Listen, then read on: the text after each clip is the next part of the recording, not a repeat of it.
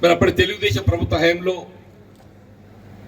అందరూ 51% వాటా ప్రైవేట్ పరం చేయటం, కేవలం 49% వాటా మాత్రమే ప్రభుత్వ పరంగా నిలబెట్టుకోవటం, ఫ్యాక్టరీల నిర్వహణ బాధ్యత ఏదైతుందో ప్రైవేట్ యాజమాన్యాలకు అప్పగించడంతో అంటే ఒక విధంగా అంటే ఈ ప్రాంత రైతాంగం ఏదైతే పూర్తిగా చెరుకు ఉత్పత్తిపై ఆధారపడడం జరిగిందో అంటే వారికి ఆందోళన కలిగించే విధంగా నిర్వహణ కొంత ఆటంకాలు ఏర్పడ్డాయి. దాంతో తెలంగాణ రాష్ట్రం ఏర్పాటుతో ఏ ప్రైవేట్ యాజమాన్యంలో నిర్వహింపబడుతున్న చక్కెర కర్మాగారాలను ప్రభుత్వ పరంగానే చేపట్టి రైతాంగానికి అండగా నిలిచే విధంగా, రైతాంగానికి చెరుకు గిట్టుబాటు అయ్యే విధంగా ఏదైతుందో చర్యలు చేపట్టబడ జరుగుతుందని చెప్పని ఒక విశ్వాసాన్ని కలిగించి మరి 2014లో అధికారానికి వచ్చినటువంటి ఒక టీఆర్ఎస్ ప్రభుత్వం దాని ప్రభుత్వ పరంగా చేపట్టే అంశాన్ని పక్కన పెట్టి కనీసం అంతవరకు ప్రైవేట్ యాజమాన్యంలో నిర్మింపబడుతున్నటువంటి ఒక చక్కెర కర్మాగారాలను కూడా పూర్తిగా మూసివేయటం నిజంగా కూడా ఇది అంటే చెప్పుకొని పోతే ఏదో అంటారు మా 3% ఉన్నదా ఉన్నది మూసేయడం ఏదైతుందో ఇవాళ రైతాంగం లోపల ఈ ఫ్యాక్టరీ పునరుద్ధరణ అనేది ఒక ప్రధాన అంశంగా ఇది నిలబడిపోయిందని చెప్పి అంటున్నా. మిత్రులు సుదర్శన్ రెడ్డి గారు మరి కేవలం ఒక ప్రజా ప్రతినిధిగానే కాకుండా ఒక రైతు బిడ్డగా చెప్పంటున్నారు. నాకు ఇప్పటికి గుర్తుందే మీరు పాదయాత్ర చేపేటప్పుడు ఏదైతే మేమందరం ఈ ప్రాంతం రావడం జరిగిందని చెప్పంటున్నా. అప్పటి నుండి ఎప్పటికైనా రాష్ట్రంలో తెలంగాణ ప్రభుత్వం ఏర్పడుతుంది, కాంగ్రెస్ పార్టీ ఆధ్వర్యంలో ఈ చక్కెర కర్మాగారాలు పునరుద్ధరింపబడతాయి, రైతాంగానికి ఏదైతుందో చెరుకు ఉత్పత్తికి అండగా నిలుస్తుందని ఒక విశ్వాసం కలగడం ఇలా కాంగ్రెస్ ప్రభుత్వం ఏర్పడడంతోనే మిత్రులు రేవంత్ రెడ్డి గారు మరి ముఖ్యమంత్రిగా బాధ్యత చేపట్టడము, శ్రీధర్ బాబు గారు ఏదైతుందో పరిశ్రమల శాఖ మంత్రి కావటము నిజంగానే అదృష్టంగా పేర్కొంటారని చెప్పట్టు. నేను వారు ఒక పరిశ్రమ శాఖ మంత్రులే కాకుండా వారు కూడా ఒక రైతు బిడ్డ అని చెప్పట్టు. ఒక గ్రామీణ ప్రాంతానికి వెళ్ళి వచ్చిండు, రైతు కష్టసుఖం తెలిసేటువంటి వాడు, రైతుకి ఏదైతుందో ఏ విధంగా ఉత్పత్తికి తోడ్పడాలనేటువంటి ఒక ఆలోచన కలిగినటువంటి వారు ఏదైతుందో పరిశ్రమ శాఖ మంత్రి కావటము, ఈ చక్కెర కర్మాగారాల పునరుద్ధరణ బాధ్యత ఏదైతుందో వారికి అప్పగించడం జరిగిందని చెప్పట్టు. దీనికి సంబంధించి మరి ఇండస్ట్రీ సెక్రటరీ జయేష్ రంజన్ గారు కూడా అనుభవించాలని చెప్పంటున్నా. ఒక పరిశ్రమ నిలబడాలంటే కేవలం యాజమాన్యము లేక ఆ ఉత్పత్తిదారుడే కాకుండా ప్రభుత్వంకి వెళ్ళి కూడా మాకు కావాల్సినటువంటి ఒక రాయితీలు కల్పింపబడినప్పుడు మాత్రమే సాధ్యమవుతుందని చెప్పండి. ఆ రాయితీలు కలిపి మీరు కొత్తగా ఫ్యాక్టరీలు ఏర్పాటు చేస్తే మీరు పన్ను రాయితీ ఇస్తారు, విద్యుత్ రాయితీ ఇస్తారు, ప్రభుత్వ పరంగా ఏదైతుందో దానికి పెట్టుబడి సమకూరుస్తారు.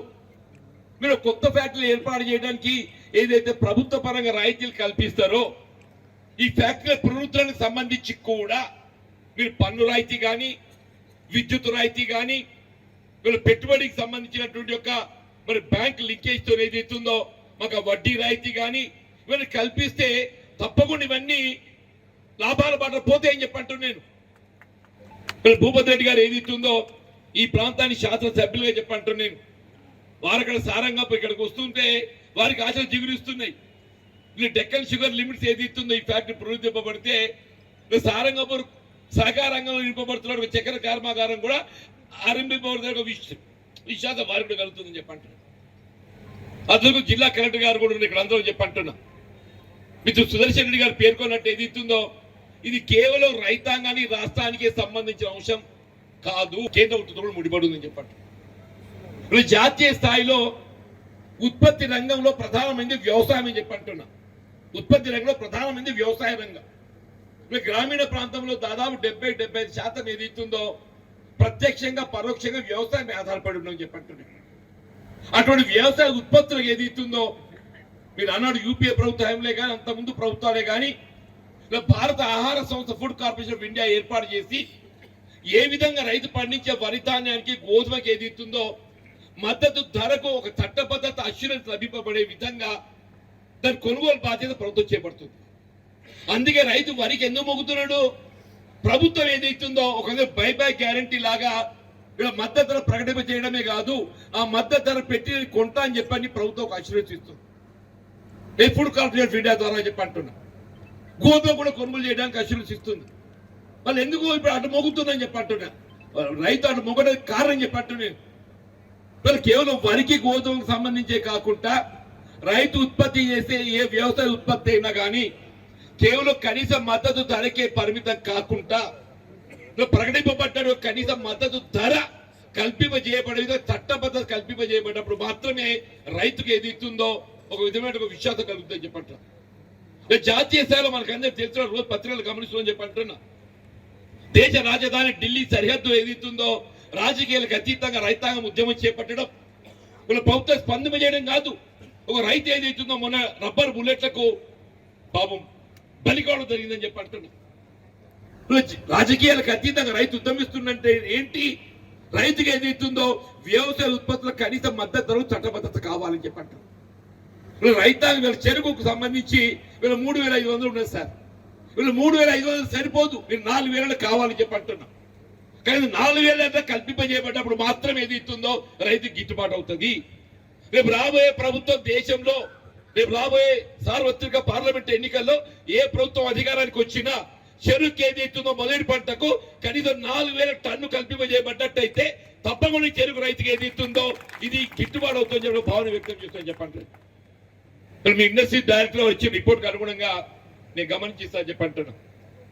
డైలీ 3,500 టన్ క్రషింగ్ కెపాసిటీ ఉత్పత్తి చెరుకు లభించబడ్డట్టయితే ఇది వాయబుల్ అని చెప్పండి సార్. 3,500 టన్ మనకు ఉత్పత్తి లభిస్తే అంటే 8,000 ఎకరాలను 15,000 ఎకరాలు అన్నారు sir. Only 15,000 acres. It's not big. 15,000 ఎకరాలు పంట పండియకపోవడం ఏంటి నాకు అర్థంగా చెప్పంటు. నేను మీరు బైబ్యాక్ కొనుగోలు గ్యారెంటీ ఇవ్వండి చెప్పంటున్నా. బైబ్యాక్ కొనుగోలు గ్యారెంటీ ఇచ్చినట్టయితే మేము మొదటి సంవత్సరం కనీసం 10,000 ఎకరాలు పెట్టడానికి ఈ ప్రాంత రైతులకు సిద్ధంగా ఉందని చెప్పంటున్నా. మీరు ఉత్పత్తిలో జాప్యం అయితే మీరు ఇతర ఫ్యాక్టరీలో రవాణా చేసుకోండి. మాకు కావాల్సింది బైబ్యాక్ గ్యారెంటీ కొనుగోలుకు అష్యూరెన్స్ ఇవ్వండి. మేము మొదటి సంవత్సరం ఏదైతుందో కనీసం 10,000 ఎకరాలు పెట్టడానికి రైతు ఏదైతుందో ఈ ప్రాంతం సుదర్శన్ గారు ఉన్నారు ఇక్కడ రైతు బిడ్డ కాబట్టి ఏదైతుందో అందరూ సంసిద్ధ వ్యక్తం చేస్తూ చెప్పండి. అయితే it's only 2,500 metric tonnage capacity crushing daily. అంటే అది ఒక 11,000 ఎకరాలు పెడితే సరిపోతుంది అని చెప్పి అంటున్నాం. మొత్తం ఫ్యాక్టరీ మూతపడ్డ తర్వాత కూడా ఇవ్వాలని కూడా 3,000-4,000 ఎకరాలు ఏదైతుందో చెరుకు పంట సాగు చేస్తూ మేము గాయత్రికి అగ్రిమెంట్ చేసుకుంటుండే. జగిత్యాల జిల్లాలో మెట్పల్లి మల్లాపూర్ చక్కెర కర్మాగారం పరిధిలో ఏదైతుందో చక్కెర కర్మాగారం మూత పడ్డప్పటికి కూడా రైతాంగం ఏదైతే కనీసం ఒక 2,000-3,000 ఎకరాలు సాగు చేస్తూ గాయత్రి షుగర్ లిమిట్స్ ఏదైతుందో దాన్ని అమ్మకం చేయడం జరుగుతుందని చెప్పంటున్నాయి. It's not big thing. It's not big thing. మీకు జహీరాబాద్ కూడా ఏదైతుందో జహీరాబాద్ మెదక్ ముంబైపల్లి కూడా ఏదైతుందో it's also only 11,000 acres. 11,000 acres it's not big thing. ఒకటేంటంటే ఇది ఉత్పత్తి చేయడానికి మనం ఏ రకంగా ముందుకు పోవాలి, ఎట్లా చేస్తే వయబిలిటీ ఉంటుందనే మన ప్రధాన అంశం. దయచేసి ఏదైతుందో అసలు బేసిక్ గా ఈ 51% వాటా ప్రైవేట్ పరం చేయడమే అలాంటి ప్రభుత్వం చేసిన పెద్ద తప్పు సార్. ఇవాళ ఏదైతుందో మీరు జాయింట్ వెంచర్తో ఆరంభింపజేస్తారా, లేక ఏదైతుందో ప్రభుత్వ పరంగా టేక్ ఓవర్ చేసి మీరు నిర్వహింపజేస్తారా, మీరు ఏ విధంగా నిర్వహింపజేస్తారో ఇది ప్రభుత్వ నిర్ణయం సార్. మొన్న మొదటి సమావేశంలో మిత్రులు శ్రీధర్ బాబు గారి ఆధ్వర్యంలో నిర్వహింపబడినప్పుడు సభ్యులందరూ కూడా ఏదైతుందో ఈ ఫ్యాక్టరీ పునరుద్ధరణ చేయబడాలి అనేటువంటి ఒక భావన అభిప్రాయం వ్యక్తం చేయడంతో పాటుగా వీళ్ళ గౌరవ ముఖ్యమంత్రి రేవంత్ రెడ్డి గారు కూడా ఏదైతుందో స్పష్టపరిచింది. ఏ పరిస్థితుల్లో కూడా రైతుకి ఏం కావాలి, ప్రత్యామ్నాయ పంట కావాలి. వరి 2 పంటలు పండిస్తే నేను ఒక రైతునే చెప్పి అంటున్నా. నేను వరి పంట సాగు చేస్తున్నా, వాళ్ళు నేను 2 పంటలు పండిస్తున్నాను. నాకు ఎకరానికి ఏదో పంటకు 20,000 పెట్టుబడి వస్తుంది. 2 పంటలు పండిస్తే పంటకు 40,000-50,000 వస్తుంది. నాకు 2 పంటలు కలిపి ఏది ఇస్తుందో సంవత్సరానికి 40,000-50,000 మించి లాభం రావటం లేదు. 2 పంటలు పండిస్తున్నాను నేను. 2 పంటలు కలిపి నా పెట్టుబడి పోను అనుకున్న పంట వస్తే ప్రభుత్వం కొనుగోలు చేస్తుంది కాబట్టి నేను 40,000-50,000 కంటే నాకు ఎక్కువ గిట్టుబాటు కావటం లేదు. చెరుకు ఏది ఇస్తుందో మొదటి పంటకు మనకు 50,000 పెట్టుబడి వస్తే తప్పకుండా మన 50 మెట్రిక్ టన్ను వచ్చినట్టయితే కనీసం ₹1,00,000 మిగిలి ఉంటుంది. ₹1,00,000 మిగిలి ఉంటుంది. అంటే 50 పెట్టుబడి పోతే ₹1,00,000 మనకు పంట దిగుబడి వస్తే 51-55 మనకు వచ్చినట్టే కదా. అంటే వరి పంటతో మనకు సమానంగా వస్తుంది, వరి పంటతో సమానంగా వస్తుంది. రెండో పంటకు మూడో పంటకు వచ్చే వరకు ఏది ఇస్తుందో మన పంట పెట్టుబడి తగ్గిపోతుంది. పంట పెట్టుబడి ఎట్లా తగ్గిపోతుందో మన దిగుబడి కొంతమేర తగ్గినా కానీ ఏది ఇస్తుందో రైతుకి ఏది ఇస్తుందో వరితో మన పోల్చి చూస్తే ఇందులో రిస్క్ తక్కువ. చెరుకులో రిస్క్ తక్కువ. వరి కంటే వరికి పెస్ట్ స్కోప్ ఎక్కువ ఉన్నది, చెరుకుకి ఏదో పెస్ట్ స్కోప్ తక్కువ ఉన్నది. ఇలా కటింగ్ యంత్రాలు వచ్చినాయి కాబట్టి ఏది ఇస్తుందో చెరుకు వైపు రైతు మొగ్గు చూపుతున్నాడు. ఇది ప్రత్యామ్నాయ పంట మనం ప్రోత్సహించినట్లయితే తప్పకుండా మొగ్గు చూపుతాయని చెప్పంట. ఫ్యాక్టరీ నిర్వహణ గతంలో ఏది ఇస్తుందో మనం ఆశించిన మేరకు మరి దాన్ని నడపలేకపోవడం కారణం వివిధ కారణాలు ఉన్నాయి. కేవలం చక్కెర ఉత్పత్తి మాత్రమే ఫ్యాక్టరీ నడిచే పరిస్థితి ఉండే. ఇవాళ ఏమైపోయింది, మన ఇతర ప్రొడక్షన్ తో కూడా ఏది ఇస్తుందో మనకు అన్ సీజన్ లో ఏది ఇస్తుందో మనకు ఇథనాల్ ప్రొడక్షన్ పోయే అవకాశం. ఒక 6 మాసాలు ఏది ఇస్తుందో మనం చక్కెర ఉత్పత్తి చేస్తే మిగతా 6 మాసాలు ఇప్పుడు వరి హస్కే కానీ మొక్కజొన్న హస్కే కానీ మొక్కజొన్నే కానీ మనకు వరి వేస్టేజ్ అంత ఏదైతుందో దీనికి ఇతర ప్రొడక్షన్ ఉపయోగపడే అవకాశం ఉంది.